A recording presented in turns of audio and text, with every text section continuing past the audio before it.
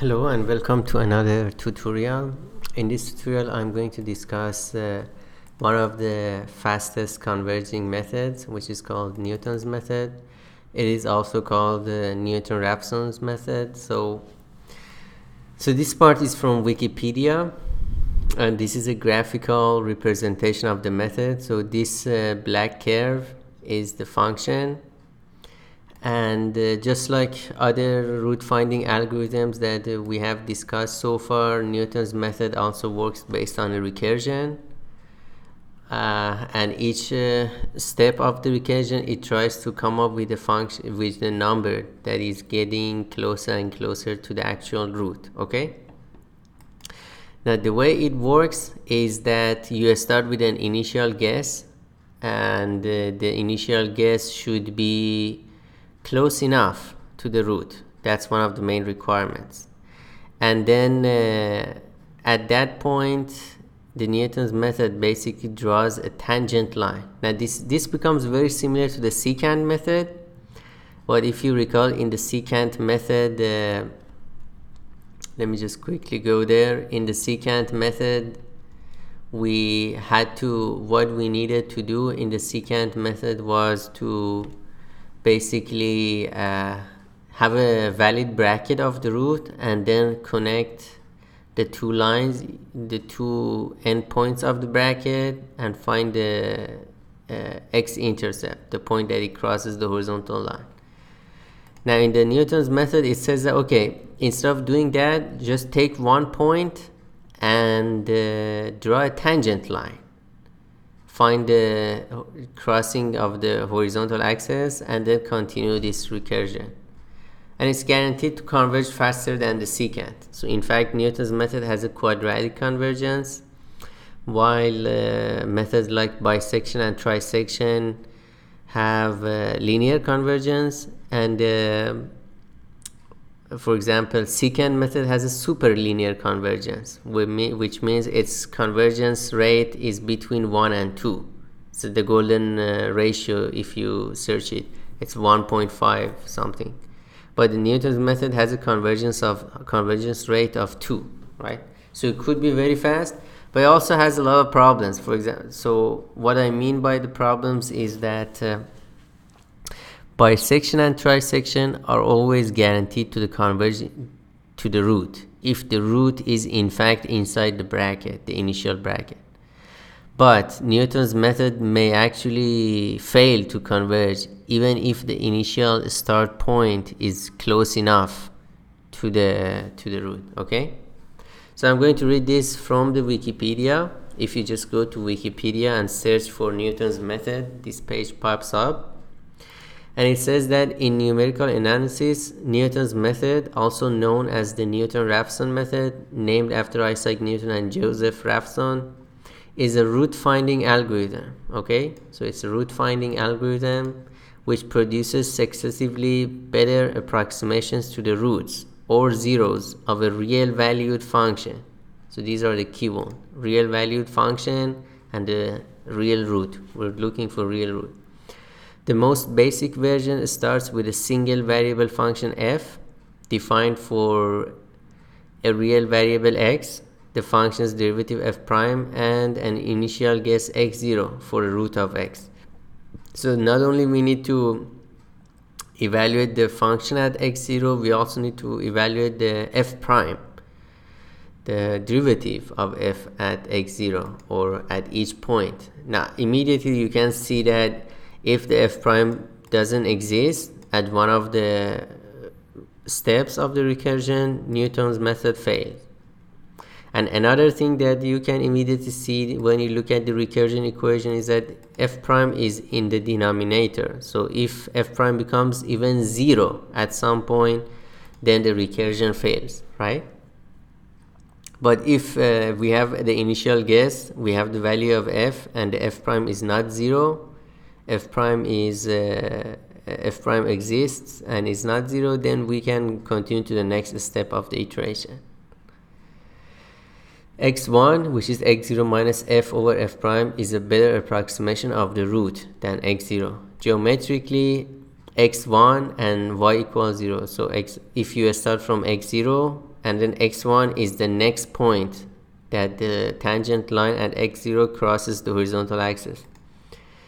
x10 is the intersection of the x-axis and the tangent of the graph of f of x at x0 and f of x0. Okay, that is, the improved guess is the unique root of the linear approximation at the initial point. Very similar to the secant, right? The process is repeated as this recursion. xn minus 1, find the tangent line, the slope is f prime at x minus 1, and find the crossing with the horizontal axis, which is xn. Okay, is repeated until a sufficiently precise value is reached. This algorithm is first in the class of Householder's methods, Newton's method, succeeded by Haley's method. The method can also be extended to complex functions and to systems of equations. So Newton's method, because it's based on derivative, you can also apply it to optimization problems. Because even if you want to minimize a function which is positive over the search region, then you can try to find its zero. It doesn't have a real zero, but it can lead you to the minimum, and it could be one of the branches of the gradient descent algorithms for optimization. But for now, you can assume that Newton's method is this simple one-dimensional case that can give you a progressively better approximation of the root. All right. Now, as you see, we need to find the value of the derivative at each iteration, right? So how do we find the numeric? How can we find the derivative numerically? And for that, we need to do one of the approximation of the derivative. One is called forward estimation. So if h is a small number, f x plus h minus f of x divided by h is basically the slope of the line from x to x plus h. And if h is small enough, this ratio can approximate the f prime. And the order of the error, this O notation, order of error is basically, so I'm going to write this here, this is called order of error. Order of error is linear with h. So if I reduce h by half, the error is also reduced by half. Now, similar to the forward approximation, we can use a backward approximation. So instead of having x and x plus h, we can have x and x minus h. And again, the order of error is h. But there is a better approximation which is called center approximation. In the center approximation, we take the values, symmetric values around the x. So instead of having x, we evaluate the function at x minus h and x plus h. And the distance is 2h. So divided by 2h. And the order of error here is quadratic, which is much better than linear, right? So if you divide the h by 2, the error goes down by a factor of 4. Okay, so if I reduce h by 1 order of magnitude or divide it by 10, the error goes down by 2 orders of magnitude.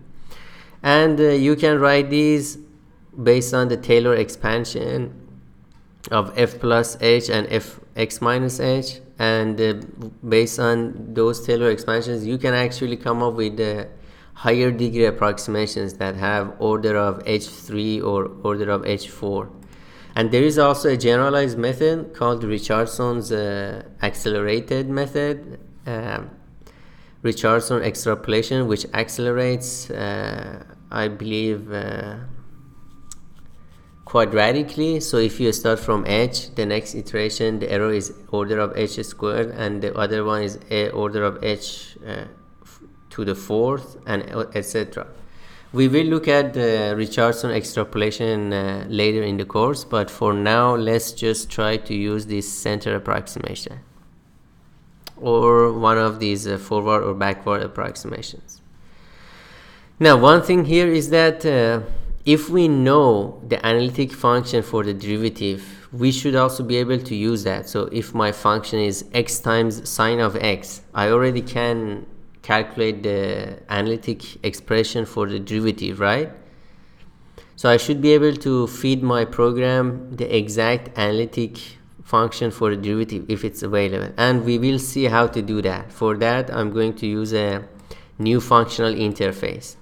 So far for the root finding, we use one functional interface to basically define the function, but now we can have a new functional interface to define the derivative of the function. Okay, so now let's head to Eclipse and try to implement Newton's method. So I'm going to the real root and put it right at the end after Brent's method, so public, and it's going to return a double value for the root, double Newton, and it's just going to get a number guess, right? There is no bracketing here. So right now we just require that the guess is close enough to the root. So let's start with a double value for the root, which is double dot nan, not a number, and eventually we're going to return this root. Okay,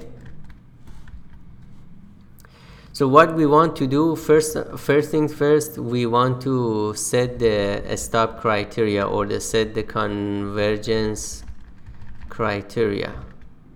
And for that, I'm going to say that if math.abs of func.value at guess at this point is less than a absolute error, just return guess as the root, right? So if at some iteration step we see that the value of the function is less than the error that we want, then it's just the approximation of the root. We don't need to continue. All right, next we find the derivative. Find the derivative and perform recursion. So double x1 is the guess and y1 is func value at the guess, or at x1, doesn't matter. Double coef, which is the derivative or 1 over derivative, is let's also define double h 1e negative 4, for example.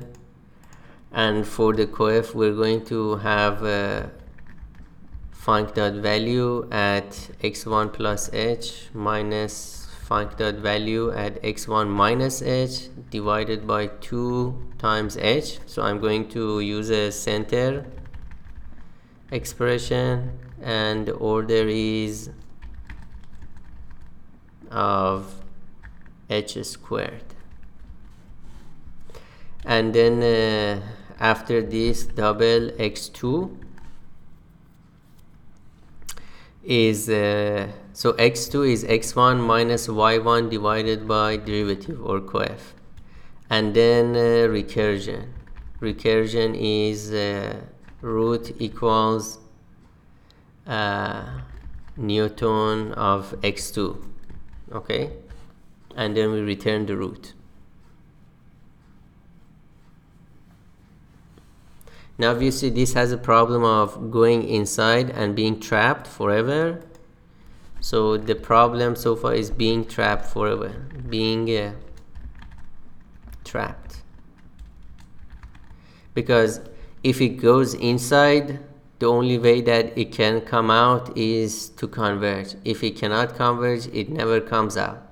So one thing that you can do, you can set a max iterations. So int max iterations, and we're going to set the max iterations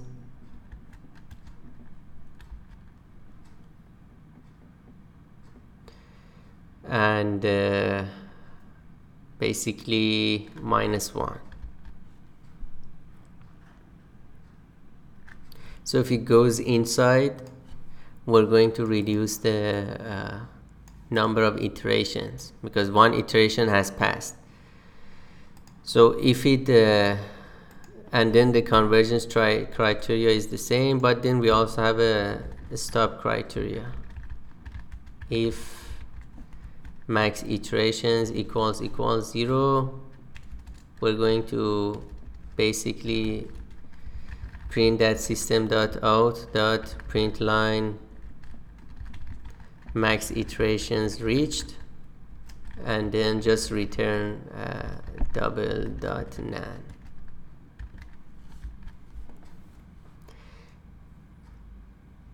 Okay, so this is the way we implement Newton's method, very similar to the secant. So let's go and try to implement it. Class, or let's maybe go to the original test class. I'm going to create a let's say copy this one, and let's call this test 12, and we want to run test 12. And so x squared minus 2, let's start with our simple case, x squared minus 2, and we have the root finder, double root equals root finder dot Newton, initial guess is 5, max iterations is, let's say, 1000. And we're going to print the root, and then we're going to plot the function in -5 and 10. All right, let's see. Yeah, as you can see, we have two roots here, minus the square root of 2 and square root of 2, and we are converging to the root pretty fast. So if I set the initial start point at -5, we hit the -1.4142. Now let's see how let's look at the number of steps. Let's look at each step. So we're going to do a sysout on the x2, right, and see how it converges. 1, 2, 3. With three steps, we are already at -1.44.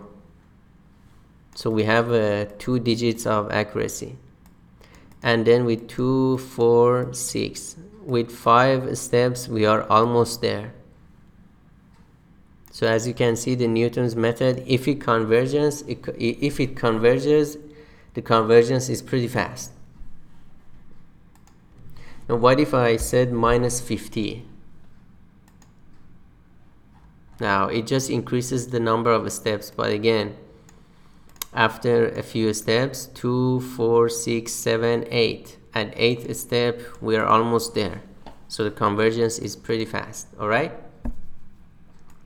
Now let's look at the more complex function, x times,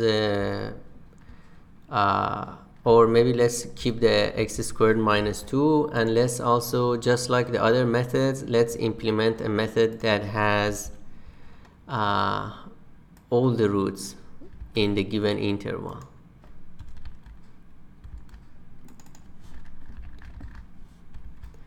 Start and sub intervals int max iterations.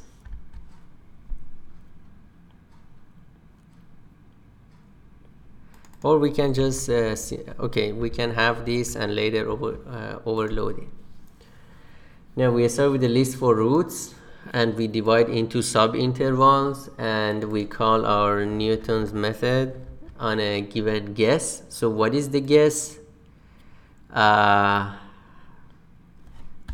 We're going to define the guess as the midpoint of each interval. Double guess equals basically this.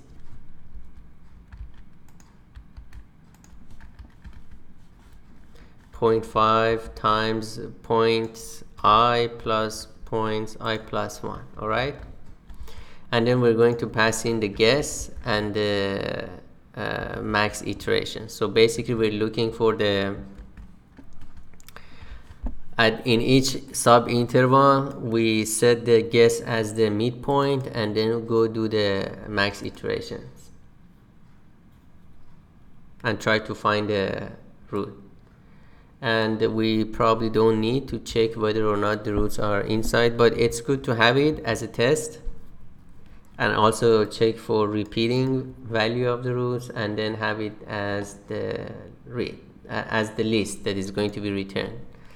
All right, let's test. So let's create another test case, and here I'm going to list of double roots, and from the root finder I'm going to call the Newton method on the -5 to 5 sub intervals 100 max iterations 1000.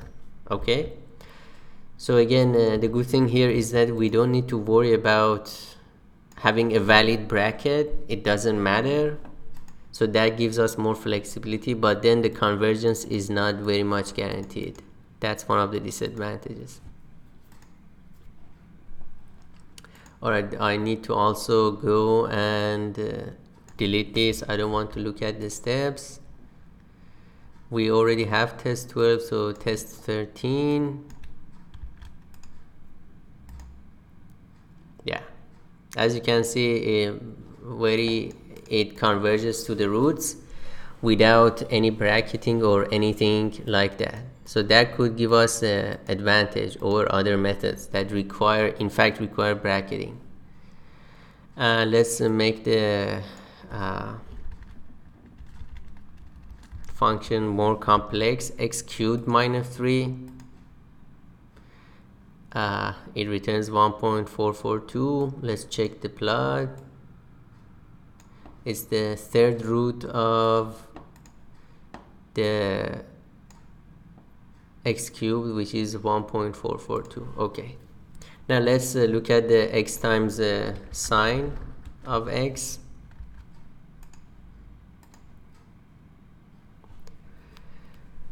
As you can see, it returns max iterations reached, which means that there were some intervals that it couldn't find the root in, but we have 1 root, 2 roots, 3 roots, 4 roots, 5 roots, and it was only able to return that's because the search interval and the plot intervals are different. So let's see.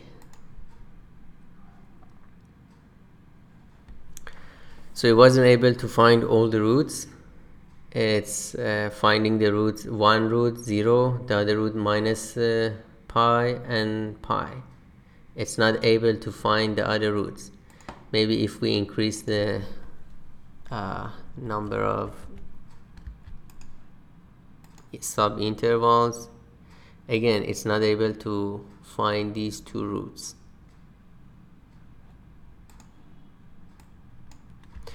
If we increase the number of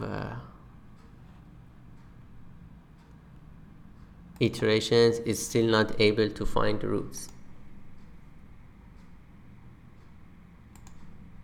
So there are ways to improve this, but this is the basic code for Newton's method, and also searching for the roots in all the intervals.